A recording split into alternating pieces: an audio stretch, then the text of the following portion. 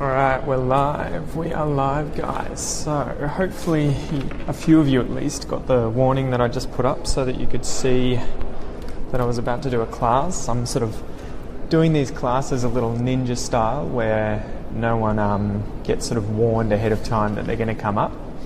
Today we're going to be talking about 10 different commonly used cat idioms. And so I have this as a post on my website that I created when I first started English, or started Aussie English, I want to say. And it's received quite a lot of attention. I didn't realise how many people were finding it on Google. So I decided to jump on one of these lessons and talk about the different cat idioms. We'll just go through 1 through to 10.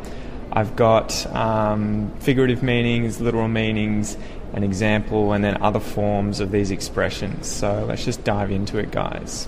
Number 1, the cat idiom, has a cat got your tongue? Has a cat got your tongue? So you can imagine a cat grabbing onto your tongue. The figurative meaning of this expression is that it's said to someone when they're annoyed or that you won't speak. They're annoyed that you're not speaking. So they might say to you, why aren't you talking? Why aren't you saying anything? Has a cat got your tongue? Has a cat got your tongue? And the literal meaning, the idiom apparently began to be used by children back in the 1800s with no sensible derivation. So there's no real understanding of why this, does a cat got your tongue? Does a cat have your tongue? Why it started? But kids in the 1800s, so 200 years ago, started using this expression in the playground at school, saying it to one another when they couldn't answer. So if you can't say anything, or someone you're talking to can't say anything back to you, or isn't saying anything, you can say from now on, why aren't you talking? Has a cat got your tongue? Number two, a cat nap. A cat nap. So a nap is like a siesta. It's a quick sleep. And we use this figuratively to mean a short sleep. So if you have a cat nap, it means that you have a very quick sleep. You go to bed for maybe 10 minutes, 20 minutes, it's a cat nap. And you can imagine that this is what cats do, right? If you have a cat in your house, quite often they sleep, but they almost sleep with one eye open, right? They'll be there, they'll be lying down, but they're always kind of looking around. They're just they have little sleeps. They're not dozing for a very long time. They close their eyes and then they'll get up. They might look for some food, then they might have another cat nap. So a cat nap. Number 2 is a cat nap, a siesta, a quick sleep. Number 3, curiosity killed the cat. This is an expression, but it's more like a saying. It's something that you might say to someone who is too curious. So the figurative meaning would be that being too curious has led someone into a dangerous situation or somewhere that they shouldn't be. So if you say to someone, you should be careful, curiosity killed the cat, the idea is that cats that were curious, say they climbed up a tree looking for a nest, but then fell out of the tree and died, they ended up dying from being curious. And so you'd say to children, for example, if they're asking too many questions, they're curious about something, you would say, don't forget, curiosity killed the cat. Curiosity killed the cat. So it's a warning. Number 4, to let the cat out of the bag. So to allow the cat to leave the bag, but it's said as to let the cat out of the bag. And a bag is kind of like a sack. It's something that you put things in. So if you go to the shopping centre and you put stuff in that plastic container, effectively, that's sort of loose, made of plastic, that's a bag. So if you let the cat out of the bag, figuratively, this means to disclose a secret, to tell someone a secret. So imagine that you've set up a surprise birthday for your father, and the day before that surprise birthday is meant to happen, his daughter that knows about the party rings him and says, there's a surprise party for you. And you'd be like, first of all, why the hell did you just tell him the secret? But you could use the expression, why did you let the cat out of the bag? Why did you tell him the secret? His daughter let the cat out of the bag. She told him what was going to happen. She let the cat out of the bag. So to disclose a secret, to tell someone a secret. Number 5, the 5th cat idiom. Number 5, a copycat. A copycat. So to copy is to mimic, to do what someone else is doing. You're copying them. If someone, say in class, is writing their essay answers and you look at their answers and then you write the same thing, you're copying the kid. And we use copycat. I don't know why. It's let's see if have I got there's no origin here, so I don't know why, but it just means to copy someone. So if you are a copycat, it's a noun, you are that thing, then you are copying someone else. So it's when you imitate someone, you mimic them, you do what they do, you're copying them. You're a copycat. And it could be apparently here based on, if I do a quick search, based on kittens copying their parents, copying their mother. Maybe that's it. So kittens obviously want to learn how to be cats. They want to learn what to do and what not to do, and so they copy their mum. So apparently that's where a copycat might originate from. Number 6, the 6th cat idiom. Number 6, a cat burglar. A cat burglar. So this figuratively means a burglar who gains entry into a building while avoiding detection through the use of agility or stealth.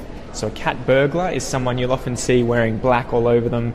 They've, used a grappling hook on a rope to climb up, and then they've broken into a building. So they're very sly, they're very sneaky, they're undetected, just like a cat who is, hunting birds in the trees. They're very stealthy, they're very sly. So a cat burglar is the kind of burglar you would see, I guess, like Mission Impossible. If you imagine when they're trying to break into the bank, that's kind of like what a cat burglar would do. They're stealing a diamond from inside of a museum. A cat burglar. Number 7, to rain cats and dogs. This one's used a lot. To rain cats and dogs. So it just means to rain a lot. And the literal meaning, the true origin of the phrase is really not that well known. But the most probable explanation here is that it originates from England in the 1700s, so almost 300, probably more than 300 years ago, when storm drains filled with water because of all the rain that came down, dead cats and dogs would float in the streets. That's a bit of a morbid thought, but apparently that's where the expression to rain cats and dogs might come from. It rained so much that dead cats and dogs that would have been in the streets back then were floating around, and you would think, oh my gosh, these dead cats and dogs have come out of the sky. So to rain cats and dogs, to rain heavily, to piss down rain, to rain a lot. Number 8. There's more than one way to skin a cat. There's more than one way to skin a cat. If you skin something, that is to literally use a knife and take the skin, the flesh, off the animal. So often, obviously, dead animals will get skinned. You'll have people skin things like cows and pigs, all sorts of things in butcheries. You'll have it happen in museums. I've had to do that a few times with certain animals to then preserve them as specimens in the museum. And the figurative meaning here is that there's more than one way of achieving something. There's more than one way of doing something. There's more than one way of skinning a cat. Means that there's more than one way of achieving a goal. So obviously if you do skin an animal, there's more than one way to do it. You could start with the feet and go to the head. You could start at the head, go to the feet. There's multiple ways of doing it. There's more than one way to skin a cat. All right, what are we up to now? Number 9. A scaredy cat. A scaredy cat. And this will often also be heard as a fraidy cat. And it just means someone who is always afraid. Excessively fearful, excessively afraid of things, so scared of things. So if you've got like a sister who's constantly scared of things, you could say, yeah, she's a bit of a scaredy cat. She's a bit of a scaredy cat, or she's a bit of a fraidy cat. So she's just overly fearful for no real reason. You know how cats can be skittish? If you see a sleeping cat in the street and you go to pat it, it might just freak out and be scared of you. Scaredy cat, a scaredy cat. Number 10, the final one before we go into question mode, guys, where you guys can ask me questions. Number 10, to put the cat among the pigeons. To put the cat among the pigeons. So the figurative meaning here is to do or say something that will make a lot of people angry or worried. And the literal meaning is the idiom refers to the act of letting a cat go inside of a dove house, so where pigeons or doves are kept, and that the cat's going to go in there and kill all of the doves. So often if you go somewhere and you put the cat among the pigeons, figuratively, this is where you've said something or you've done something that's going to upset a lot of people or cause a lot of controversy. It's going to cause people to fight. So what are some examples? If we tell the employees at work that we're just going to fire one of them next week, but we don't tell them who, you could say that that is putting the cat among the pigeons, because now they're all going to be freaking out, they're all going to be worried, they might even start arguing or fighting. You've put the cat among the pigeons.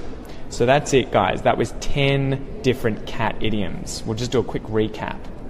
Has the cat got your tongue? Meaning it's said to someone when you're annoyed that they're not speaking. They're not saying anything. Has a cat got your tongue? Number 2, a cat nap, a quick sleep, like a siesta.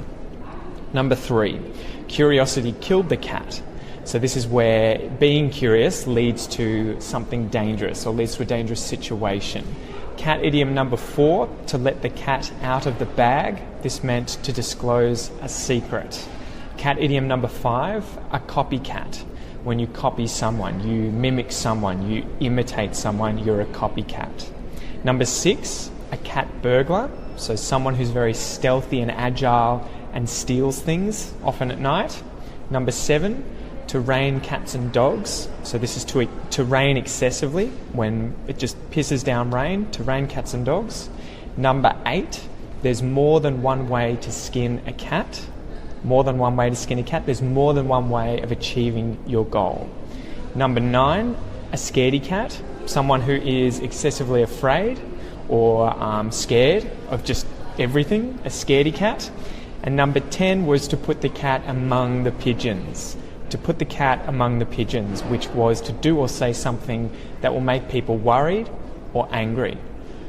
So now that we've finished that, guys, I'm going to open it up to Q&A, where you guys can ask me any questions you want about any of those idioms, and you can also ask me any questions you want about English in general. So this is your chance to use me as a teacher. I'll answer the questions as best that I can. Put them in a comment below, guys. Give me some questions. What have you currently been struggling with in English, and what can I help you with in English? What have your recent troubles, struggles, issues been? Give me some comments, guys. Let me know. What about phrasal verbs? If you have any phrasal verbs, do you have any phrasal verbs that you found difficult to use, or any expressions or any words in general? Let me know in a comment, guys. Oh, I don't understand number 6, number 10. All right, Mary, I'll go over them again. So number 6 was a cat burglar. And this was a burglar who gains entry into a building without being detected, so while avoiding detection. So you've been very sneaky, you've been sly, you've snuck in to this building and you haven't been detected. And you're going in to steal something. So I think if you watch TV shows like The Pink Panther, you'll often see that a cat burglar has gotten into a museum or a bank, and they've taken something and they haven't been detected. They haven't left a trace. There's been no trace left. They've gotten in, they've stolen something at night. They've used equipment, like a rope to get down, and then, taken the thing. Maybe they cut the glass open. So that's a cat burglar. Number 10 was to put a cat among the pigeons. So again, this was to let a cat go inside of a dove house, literally. So a dove house is where you keep doves or pigeons, the birds. And if you let a cat go in there, obviously it's going to kill all of these animals, all of these birds. So figuratively, to put the cat among the pigeons is to say something like putting the cat in there that's going to cause a lot of trouble, that's going to cause a lot of ruckus, which is like movement, stress. It's going to cause a lot of worry. So maybe my sister told me a secret about my parents that I wasn't meant to know. If I went to my parents and said to them, "Oh, my sister Annika said this," I would be figuratively putting the cat among the pigeons, because my parents would go to my sister and be like, "Dude, what's up? Why did you say that? Why did you do that?" So I'm causing these issues. I hope that makes sense. Any other questions, guys? Any other questions about these idioms or other questions about English in general? Phrasal verbs, expressions, vocab, pronunciation. I'm all ears. How's it going, Marco? Any issues, guys? Any questions at all? Just at the museum at the moment, fluffing about, meaning not doing much, taking it easy, relaxing, being lazy. So I thought I would come downstairs and do this. So give me some questions, guys. This is your chance to use me as a teacher. Have you got any problems with English at the moment that you would like help with? Put them in a comment. Ask me a question. It can be about phrasal verbs, can be about expressions, auxiliary verbs, any kind of issue that you're having that you want me to discuss in this episode before I sign off. Let me know. Or I can just sit here and dance the whole time. We'll see. What would you like future videos to be on too, guys? If you have any suggestions for what I can talk about in the future, let me know. Tell me what you think.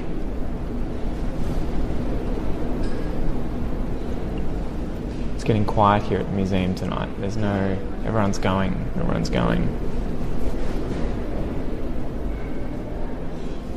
Come on, guys. Questions. Give me something. Even just chat to me. Put something in the comments.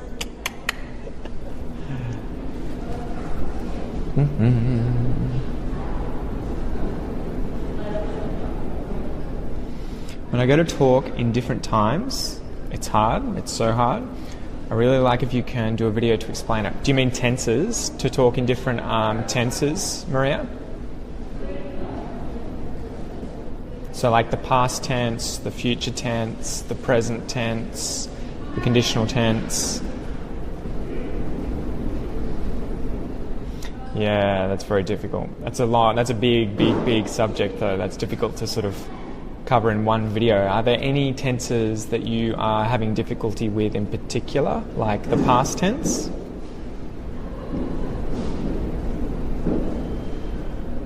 I know the past tenses are pretty difficult.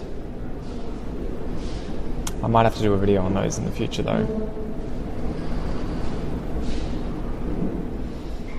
Marco wants to know the names of the week in the Australian dialect. So you would just say them normally, like any other dialect. Monday, Tuesday, Wednesday, Thursday, Friday, Saturday, Sunday. However, you will hear in Australia often people pronounce day as D. It sounds the same as the letter D. D, D, D, D. So you might hear people say Monday, Tuesday, Wednesday, Thursday, Friday, Saturday, Sunday.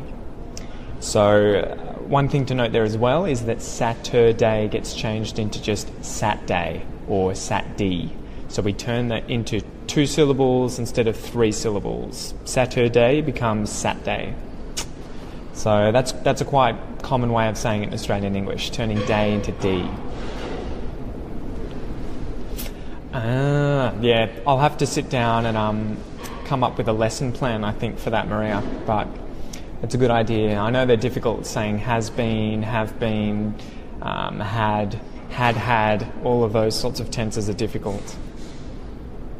And the prepositions at, on and in, yes, they're very difficult.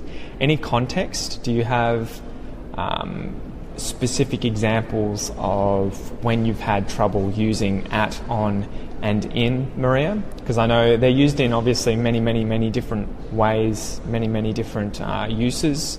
But if you can give me some specific examples, I can definitely chat about them right now and tell you whether or not they're correct or which preposition I'd use. So ask some questions, type some stuff in the comments, guys. If you've got any questions, I'm going to be here for another 5 or 10 minutes chatting to you guys. I'm all ears.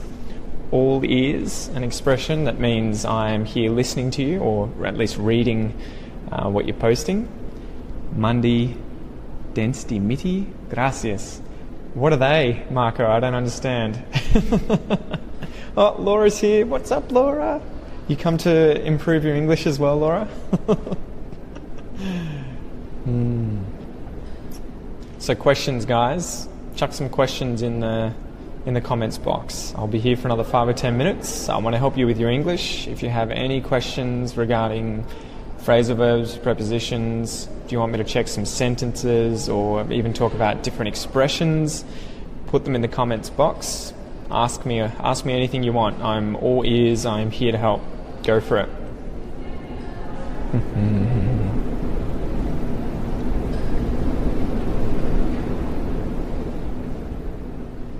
What about you, Laura? Have you got any issues at the moment in English that you need help with?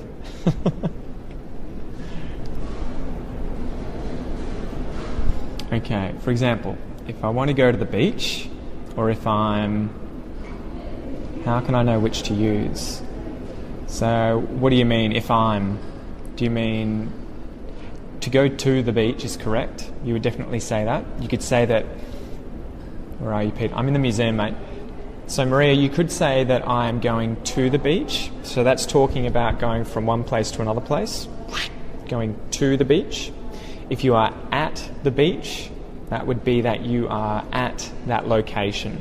So the beach could be behind you, it could be in front of you, you could be literally there standing on the beach. You're at the beach. When you use at, you're talking about the location being where you are. You are at that location. You can also say that I am going to be on the beach. You can use the preposition on, and that would mean that you are literally standing on it. So like if I was to say that I am, on the table or on the chair, I'm literally sitting on it or I'm standing on it. It's here, I'm here. So if you said I'm on the beach, you're standing on the beach. If you're at the beach, you're not necessarily on it. You could be behind it, in front of it, it could be to the left, it could be over there. That's the location where you are. Obviously, you can't use in this case because the beach is a flat thing. You can't really be inside of it. You just wouldn't explain that even if you dug a hole and stood in it, you're in the hole at the beach. You're in a hole on the beach. You're not inside the beach. So they're just different ways of explaining your position. However, I guess you could say, if you dug a hole, you could be like, I am inside the hole, I'm in the hole. If you were standing on top of the hole, somehow, you could say I'm on the hole. And if you wanted to say, if someone was saying, where are you? And you wanted to say, I'm at the location where that hole is at the beach, you could say, I'm at the hole. Come and see me at the hole. So it's just different ways of talking about position, where you are in relation to these things. So it just takes practice. The good thing is, you can mess up these prepositions and it's not going to confuse too many people. They might think, that doesn't sound right, but they're going to understand what you're trying to say. If you said suddenly, I'm in the beach, people aren't going to be like, what is she talking about? They might be like, what exactly do you mean? But they're going to know, okay, she's at the beach, she's on the beach, she's near the beach, but she's used the wrong preposition. So I hope that helps, Maria. Could you please pronounce arvo and avo? Arvo, so that's a long R sound, and the AR is what tells me as a native speaker that vowel sound is long. So like when I pronounce words like car and bar, the R after the AR tells me that it's a long vowel sound. Arvo, arvo. Whereas avo, it's a short vowel sound. It's a slightly different one, like words like hat or had or map, but it's very short. It's avo, like avocado, as opposed to if I said R at the start, it would sound like avocado instead of avocado. R, ah, avo, avo. So I hope that helps. Any other questions, guys? Put some questions in the comment box here if you have any issues that you want me to talk about for the next 5 or so minutes before I go back upstairs and start restudying or studying again. Any questions? Any questions at all? Make sure you go back and watch the start of this video too, as I talk about 10 different cat expressions. So I go over all the different cat expressions in one of the posts that I have on my website, and I'll make sure that I put it in the comments or in the title as well. No worries, Steph.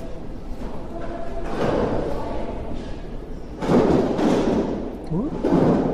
Bit of noise in the background here, guys. Any other questions? Anything else you need help with?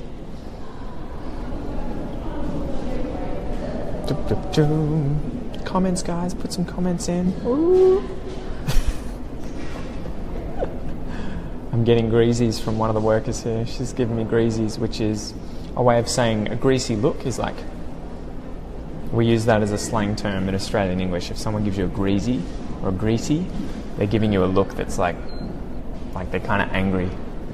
What's the difference between oh my god and oh my gosh? Oh my gosh is probably more polite. So I would say oh my gosh if I was around my very, very religious cousins, because I wouldn't want to offend them, and they get offended by the use of God in those sorts of expressions.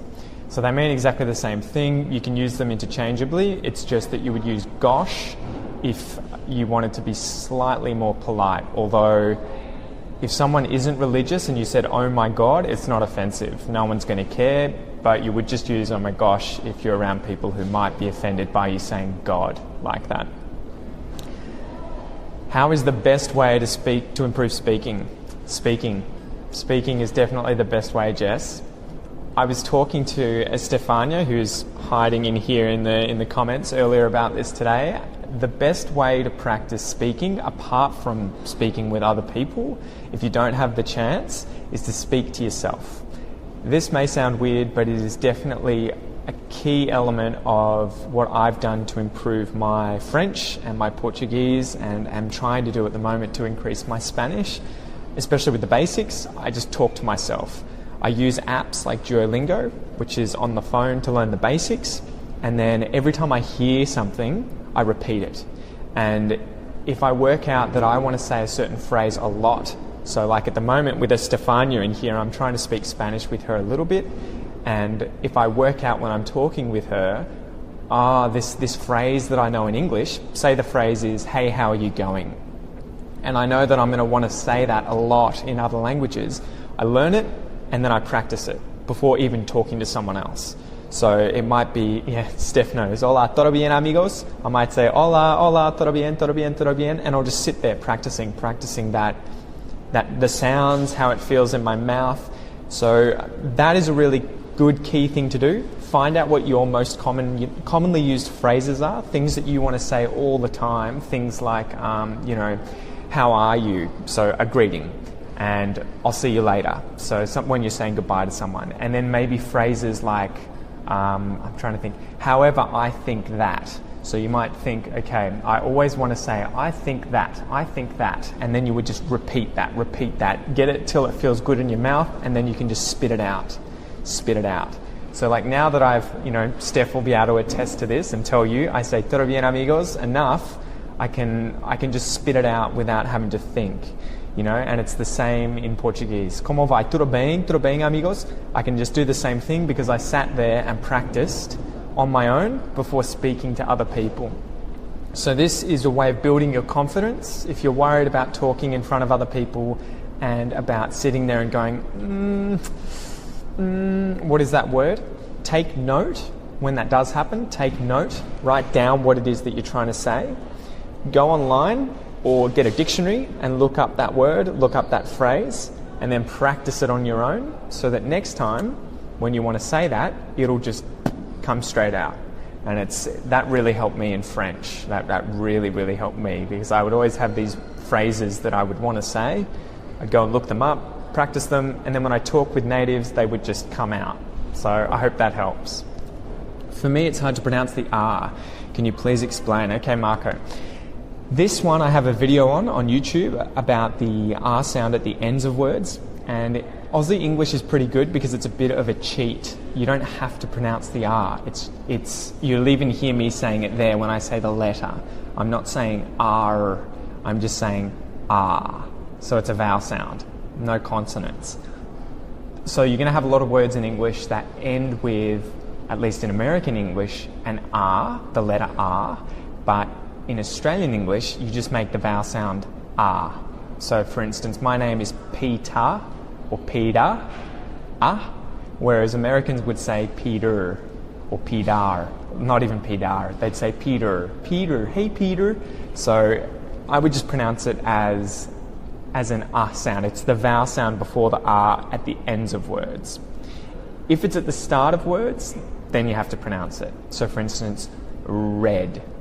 And my tongue is curling up like this and almost touching the roof of my mouth. So when I go it's doing this, and then it just comes back down. It doesn't completely touch the roof of my mouth, or it would turn into an L sound instead of So it curls up and you say red, wreck, robot. I hope that helps. There's probably some better videos online explaining that. So what's Carol said here? Hey, how are you? What's the difference between despite and despite the fact that? It'd be despite the fact that. How can I use them? You can use both, I think, at least off the top of my head. I would need, de nada amigo, I would need some examples, but, okay, so despite. It'd be like, even though something is the case, this. So like, even though the museum here is closed at the moment,